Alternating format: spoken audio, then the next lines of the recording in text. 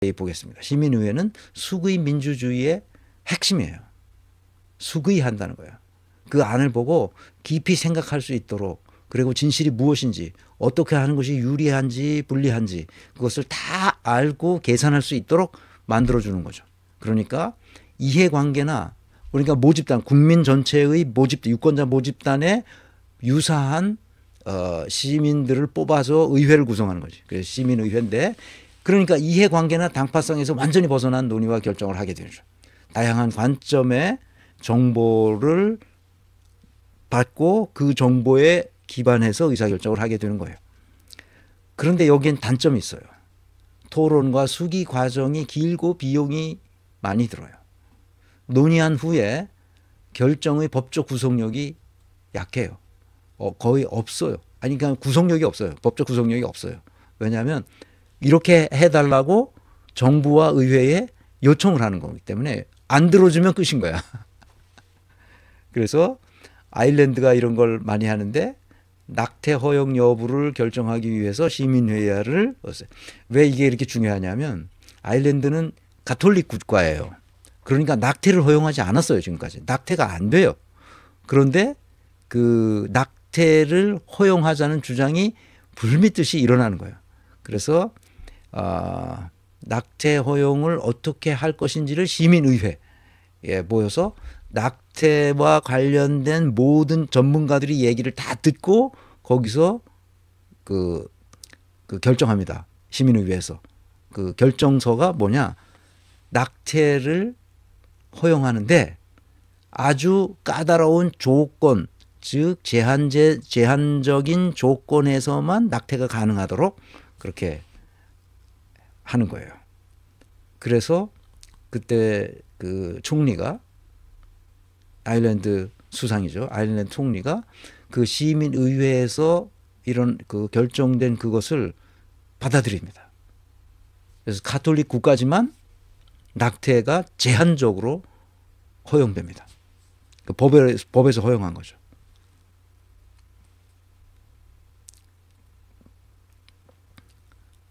이해하셨죠, 이제? 어떻게 하는 건지.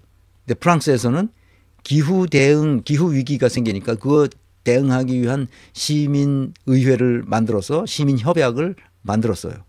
그래서 이 마크롱 대통령이 프랑스에서 시민의회에서 결정된 사항에 대해서는 필터링하지 않고 그대로 그 입법하겠다고 약속을 합니다. 마크롱이. 그래서 기후변화에 대응하기 위한 시민협약을 149개의 권고안을 제출합니다. 정부에다가. 이거 이렇게 해달라. 그런데 마크롱 대통령이 아까 얘기했듯이, 금방 얘기했듯이 필터링 하지 않겠다. 거기서 권고하는 대로 다 입법해 주겠다. 이렇게 약속을 해놓고 그러니까 뭐 자동차를 어떻게 하라서부터 149개 권고안이 나왔어. 자동차를 어떻게 하라, 뭘 어떻게 하라, 뭘 어떻게 하라, 뭘 어떻게 하라는 게 마크롱이 보고 뒤집어진 거야. 그래서 마크롱이 안 되겠다. 그래서 사실상 거의 받아들이지 않았어요. 아니, 여기 시민협약에 따로 하면 국가가 망할 정도로 됐다고 생각한 모양이에요. 그래서 이건 도저히 내가 받아들일 수 없다. 그래가지고 사실상 거의 받아들이지 않았습니다. 자기가 약속한 거를 어겼죠. 무슨 말인지 아시겠죠, 이게? 그러니까 시민의회는 그냥 권고하는 거예요. 안 받아들이면 끝입니다. 받아들이면 좋은 거고. 그런 겁니다.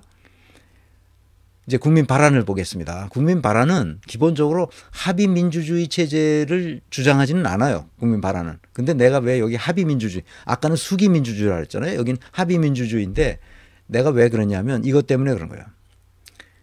충분한 정보와 다양한 관점을 바탕으로 공적 결정을 내려요. 그래서 법안을 만들죠. 뭐가? 시민단체가. 시민단체가 좀 많아? 그러니까 어느 시민단체라도 그렇게 할 수 있어요. 그런데 여기도 이제 조건이 있죠. 왜냐하면 일정 기간 내에 뭐가 있어요. 뭡니까? 서명을 모아야 돼요. 그러니까 국민의 1%다. 그러면은 예를 들어서 스위스 같은 경우 8천만이잖아요. 800만이잖아요. 그러면 8만 명이 사인을 받아야 돼. 근데 대개 이제 시민단체가 그보다 훨씬 더 많이 받죠. 혹시 중간에 뭔가 잘못된 게 있으면 안 되니까. 원천적으로 그걸 하기 위해서 뭐 한 10만 또는 12만 뭐 15만 이렇게 서명을 받아가지고 제출해줘. 법안과 함께. 그래서 합의 절차를 그래서 이게 자꾸 이제 부결되니까 합의 절차를 거치도록 제도화해서 사회적 합의가 도출되도록 만들면 국민 발안 제도는 굉장히 좋은 제도가 되는 거죠. 그러니까 주권자로서 자기가 입법을 직접 해보는 거예요. 의회에 맡기지 않고. 그러니까 합의 민주주의 체제를 어느 정도는 보완적으로 하게 되면 국민 발안은 굉장히 좋은 제도죠. 나는 그래서 국민 발안을 하자는 주의예요. 국민 발안주의자입니다, 저는. 근데 여긴 단점이 있어요. 단점이 뭐냐 이거예요. 포퓰리즘에 휩쓸리기가 쉬워요. 감정에 호소하는 입법을 할 수가 있어요. 그러니까 장기적으로 보지 않고 즉시 그냥 감정적으로 즉흥적으로 입법을 할 위험이 생기죠. 사람들을 막 호소하고 막 광고 홍보 때리고 막 이래가지고 시민단체가 자기네 뭘 하기 위해서 그렇게 할 수 있어요. 복잡한 사안을 단순한 찬반으로 결론 내릴 위험이 있어요. 그래서 정보가 왜곡되죠. 캠페인을 벌이고 광고하고 길거리에서 계속 사람들 홍보하고 그러면은 정보가 왜곡될 가능성도 있어요. 그게 단점이에요. 국민 발언은. 그래서 이 시민단체는 어느 시민단체라도 이 서명만 모으면 되거든요. 그래서 스위스의 국민 발언 제도가 활발하게 나오죠. 기본소득 같은 헌법 개정안이 있었잖아요. 여러분 아시다시피 스위스는 스위스 자체 내에 국민적 관심사이기도 하지만 세계적인 관심사였죠. 기본소득 헌법 개정안을 냈어요. 그게 2016년도로 알고 있는데, 그래서 기본소득을 하자. 스위스가 하는 건 지금 어떤 사람은 또 뭐 이렇게 하고 복지제도가 스위스가 아주 잘 된 나라잖아요. 그런데 기본소득으로 해서 복지제도를 다 없애버리고 그냥 한 달에 300만 원씩 그냥 1인당 300만 원씩 주자. 그런 제도를 시민단체가 그때 BN이라고 그래가지고 뭐 글로벌한 시민단체가 있는데 그 스위스 지부에서 추진해가지고 서명을 다 받아냈어요. 그래서 10만 명 이상 서명을 받아가지고 이걸로 이제 시작했죠. 그래서 헌법 개정안을 만들어서 했는데 결국 국민투표까지 가가지고 어떻게 됐어요? 부결됐습니다. 부결됐죠. 왜냐하면 돈이 드는 것도 돈이 드는 거지만 이 기본소득을 하게 되면 돈이 드는 것도 기존의 복지제도를 다 허물어뜨려야 되는 거예요. 그러니까 헌법에 그렇게 돼 있어요. 개정안에 그렇게 돼 있어요. 그러니까 기존의 모든 복지제도를 다 없애고 1인당 무조건 300만 원씩 무조건 다 준다. 그러니까 조건 없는 기본소득이라는 말 그 자체가 이제 조건이 없는 거니까 무조건 1인당 주는 거다. 300만 원씩. 월 300만 원입니다. 괜찮죠, 그 정도면.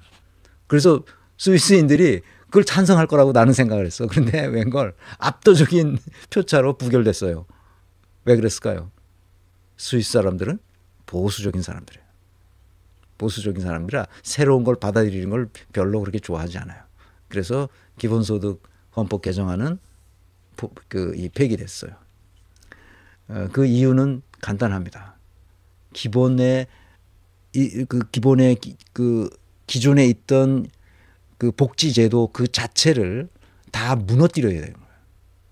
그럼 그거 무너뜨리고 300만 원씩 주는 것 그 자체가 또 돈이 들어. 그러니까 기본 소득 제도가 무산될 수밖에 없었던 거죠. 복지제도가 지금도 잘 되고 있고 그 뭐가 문제가 있는 것도 아닌데 시류에 따라서 지금 기본소득이 세계적으로 유명하니까 유행하니까 뭐 그걸 하겠다고 그런 건 안 된다 이런 얘기지.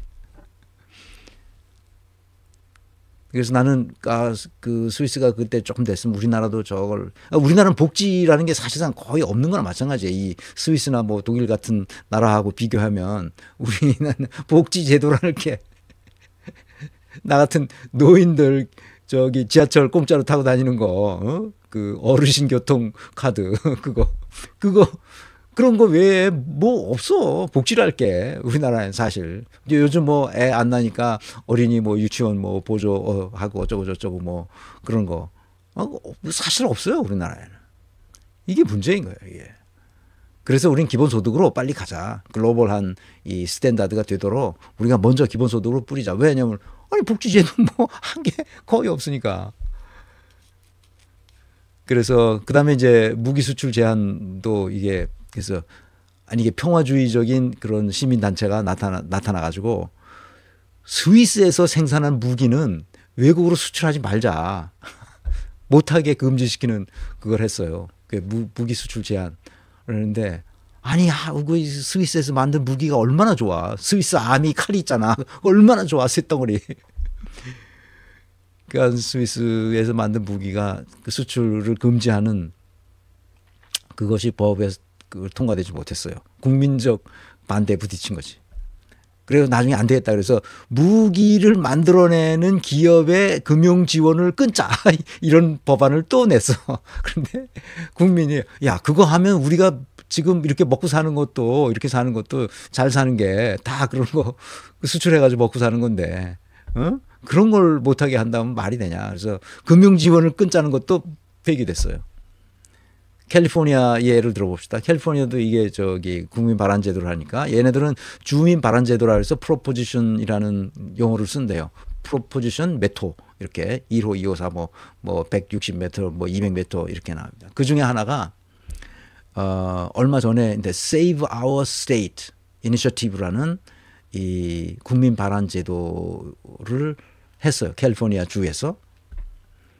연방에서는 안 하잖아요. 그러니까 각 주에서 하는 주가 많이 있는데 그중에 캘리포니아가 많이 해요. 그래서 이거는 무슨 얘기냐면 Save Our State Initiative예요. Save Our State. 우리 캘리포니아를 지키자. 그러니까 우리 국가를 지키자 이런 뜻입니다. 이런 뜻인데 그게 뭐냐면 일종의 외국인 차별법이에요. 특히 멕시코에서 온 중남미 사람들에 대해서 뭘 하냐면 그 라틴계 이민자들을 이제 차별하는 거죠. 그러니까 의료 혜택을 축소하고 외국인 특히 라틴계에서 넘어온 사람들 그 이민자들이요. 정식 그 이민으로 받아준 그 사람들한테 의료 혜택을 축소하고 공립 교육만 받도록 하고 그다음에 그 공립 교육을 못 받도록 하고 그다음에 사회복지 서비스를 제공하지 않도록 하는 법안을 만들었어. Save Our State. 이거 누구 생각나죠? 트럼프 생각나죠? 트럼프가 하는 짓처럼 그렇게 됐어요. 그래서 이게 그러니까 다른 시민 단체가 나타나가지고 이 법안은 통과됐어요. 이 법안이 통과됐다니까. 이 법안이 통과돼가지고 캘리포니아 사람들이 충격을 받은 거야. 그래서 그 선한 시민단체들이 몇몇 연대해가지고 이 법을 그 폐지시키기 위해서 연방 지방법원에서 지번에다가 소송을 제기했어요. 이 법은 안 된다. 그래가지고 연방 법원 판사가 이 법은 연방 헌법 우선주의, 그러니까 연방 헌법이 우선이고 그 다음에 이제 주 헌법과 주 법률들이 그 지켜지는 것인데 연방 헌법 우선주의 원칙에 따라서 이 외국인 차별법은 헌법을 위반한 것이다. 연방 헌법을 위반한 것이다. 위반한 것으로 판시했습니다. 그래서 이제 이걸 항소해야 되는데 주지사가 항소를 안 했어요. 그래서 이 법안이 나중에 몇 년 되다가 그 뭡니까 폐기됐고 이 법안이 통과되는 걸 보고 많은 사람들이 그 정신이 좀 깨인 사람들이지 많은 사람들이 이 민주주의 체제 우리의 민주주의 체제가 굉장히 위험하구나 하는 것을 알게 되고 그래서 그 시민운동이 더 활발해지고 그랬다고 그래요. 그다음에 이제 기호식품이라 마리화나가 기호식품이라는 거야. 기호용 마리화나를 합법화했어. 그래서 캘리포니아에 가면 그 마리화나 담배 피는 애들 냄새가 풀풀 나잖아. 그 여행하다 보면 걔네들 뭘 다니면서 무슨 이상한 냄새가 나는 거 다 마리화나 냄새라는 거야. 미국은 이토록 진짜 어려운 나라가 됐습니다. 이거 자꾸 피면 이거 다 마약인 거야. 우리 커피 마시는 것만큼이나 커피 자꾸 마시면 몸이 안 좋잖아요. 이거 똑같은 거거든. 이해하셨죠? 이제 국민 바람과 이게 어떻게 다른지. 자,